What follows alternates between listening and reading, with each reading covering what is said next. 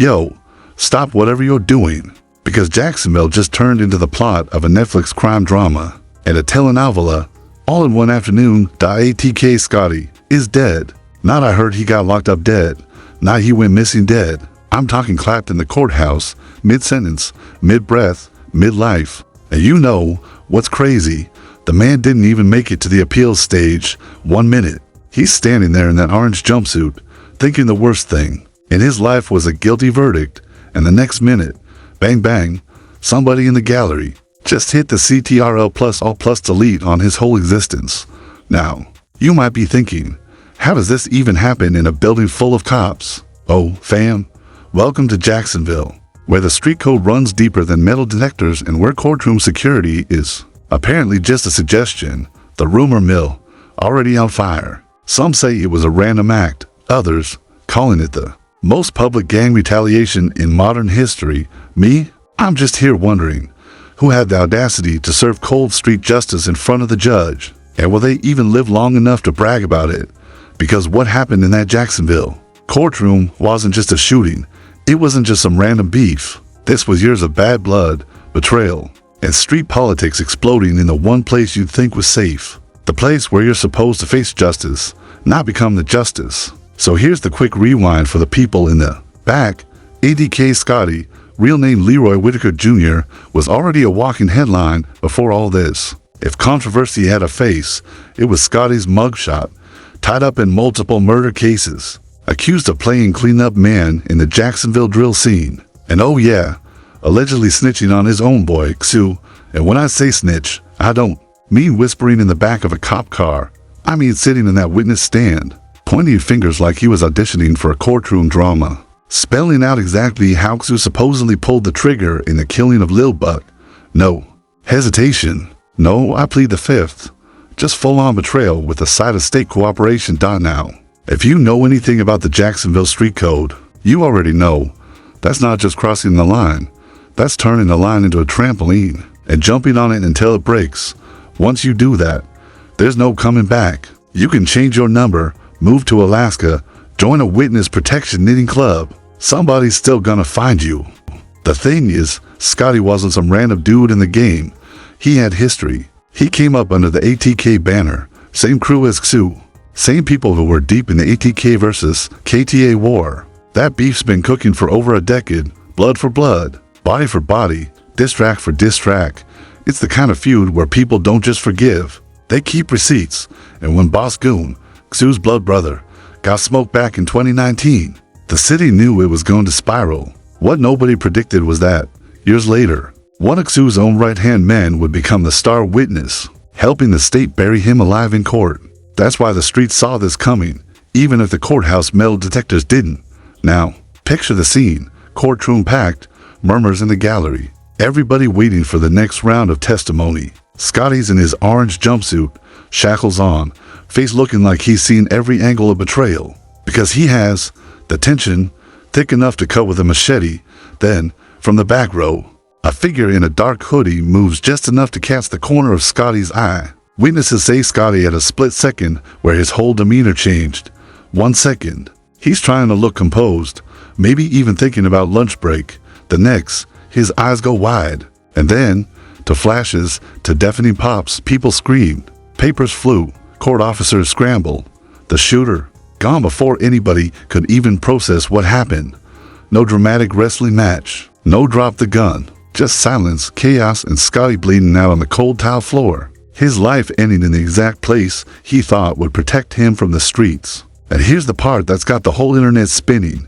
No one's been caught yet. No rest, no clear suspect, just whispers. Anonymous demons claiming it was a cousin of Lil Buck, others swearing it was a hired hitter from out of town. And my favorite, a rumor that the order came from inside prison walls, meaning Scotty's fate was sealed long before he ever stepped foot in that courthouse. But see, that's only half the story, because once you start digging into what was going on behind the scenes, the list of people who wanted Scotty gone gets a lot longer than just Ksoo's circle. Because let's be real, when you're in the streets, that deep, you don't just have one enemy, you collect them like Pokemon cards. And Scotty, oh, he had the whole deck dossier. The minute word got out that he'd flipped, Everyone with unfinished business started licking their chops. Rival crews, old associates, even people from within ATK who saw him as a liability. Think about it. This is a man who's been sitting in rooms with police, spilling names, dates, locations. You think that information stays neatly tucked, away in a folder? Nah. In the hood, that's basically an open invitation for a bullet. And the rumors, man, they were getting wilder by the day. One anonymous source, who, let's be honest, is probably just a dude with Wi-Fi and a spicy imagination, told us, yo, Scotty wasn't just talking about Ksoo. He was naming people from way back, dudes who thought they were ghosts in the system. The streets don't forgive that. He dug his own grave before the state even finished building its case. Now, whether that's true or just good storytelling, it doesn't matter, because in Jacksonville, perception is reality, and the perception was Scotty was a walking, talking, court-certified snitch. So when news broke that he'd been taken out inside the courthouse, social media went absolutely feral. Twitter blew up with hashtags like hashtag courtroom clapback and hashtag snitch season. Memes were everywhere. Photoshop courtroom sketches of Scotty with giant cartoon eyes popping out. TikToks using Who I Smoke with Scotty edited in. And even Instagram lives of people popping champagne on camera like it was New Year's Eve. One viral tweet read, "If you violate street code in Duval, you better request your trial be on Zoom." Hashtag Ripskitty harsh. Absolutely.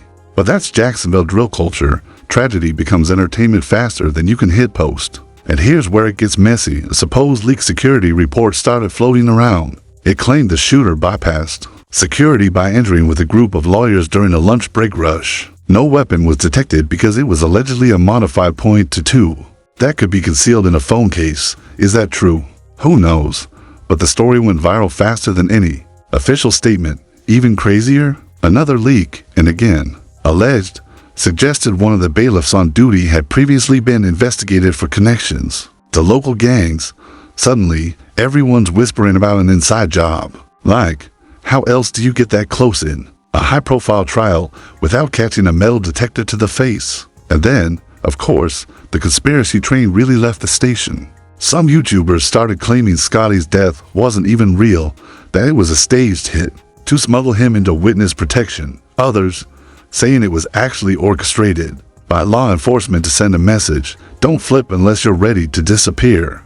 Meanwhile, the official police statement was laughable, a bland, two-paragraph press release saying they were investigating all leads and working with courthouse security to prevent future incidents. Translation, we have no clue who did this, but please stop embarrassing us online. On the streets, the move was split. Half the city saw this as karmic justice, the streets enforcing their own laws when the system couldn't. The other half, terrified, because if somebody can execute a man in the middle of a government building, what's stopping them from doing it anywhere? But here's the thing nobody's talking about. Scotty's murder might not have been about loyalty at all. There's talk that he was sitting on information about something way bigger than the ATK KTA beef, something involving money, dirty cops, and a few city officials who'd rather see him gone than risk him taking the stand one more time. Because once you start peeling back the layers on this case, it stops feeling like some random gang beef. It starts looking like the pilot episode of an HBO corruption series. Multiple sources, and when I say sources, I mean people who definitely shouldn't be talking on Instagram Live, claim Scotty had been preparing to drop a bombshell. Not about drill beef, not about who shot who in a parking lot, but about an underground money funnel involving city contracts, fake construction projects, and police officers getting paid under the table to lose certain evidence. Think about that for a second.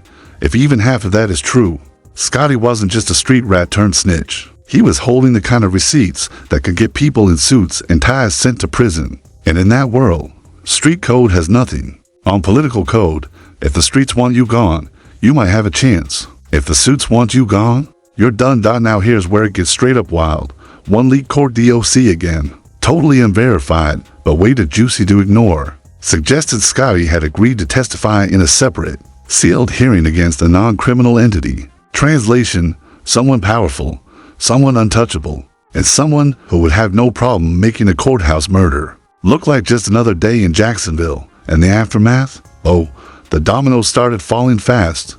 Within 48 hours, the mayor's office announced an urgent review of courthouse security. The bailiffs were temporarily reassigned, and one county judge abruptly resigned citing personal reasons. Yeah, okay, buddy. Personal reasons right after the most embarrassing courthouse incident in decades? Pull the other one. Meanwhile, the state attorney's office was in full damage control mode. Press conferences. Stern-faced officials talking about ensuring the integrity of the judicial process, but never once answering the real question: how the hell did a man with a gun walk into a high-profile trial and walk out without being caught? On the streets, paranoia went up 10 levels. Ksoo's camp was quiet, like to quiet. No diss tracks, no cryptic IG posts, no free the guys videos, just silence. Which in drill culture, that's scarier than any threat, because silence means someone's planning something big. Social media was still having a field day. TikTok had this trend where people were acting out the moment Scotty saw the shooter, freezing mid-sentence before falling dramatically. Off camera. Brutal, yes. Viral, absolutely. And let's not forget the conspiracy crowd. Some were saying the shooter was actually a plant, meant to send a warning to other witnesses thinking about testifying. Others swore it was a rival crew's inside man. My personal favorite theory? That the shooter didn't escape at all. They just blended into the chaos, sat down, and pretended to be a random spectator, while the whole building went nuts. Either way, this hit has sent shockwaves far beyond Duval County. Courtrooms across Florida are now reviewing security measures, which is politicians speak for panicking because we look incompetent, and yet, no suspect, no arrest, no weapon recovered, nothing but a body, a trail of whispers, and a city that's starting to believe maybe, just maybe, this wasn't about street loyalty at all. Because if Scotty really did have dirt on both sides, the streets and the system, then his death wasn't just inevitable, it was necessary. Necessary for the people who couldn't afford for him to talk. Necessary for the ones who knew his mouth was about to cost them millions, maybe even their freedom. And that leaves us here with one final question: was ATK Scotty murdered for breaking street code, or was he silenced because he knew too much? Either way, Duval just sent a message to the world. In Jacksonville, there's no such thing as safe. Not in the streets, not in the courtroom, not anywhere. So what do you think, fam? Was this justice? Or was this a cover-up hiding something way bigger than the ATK versus KTA beef?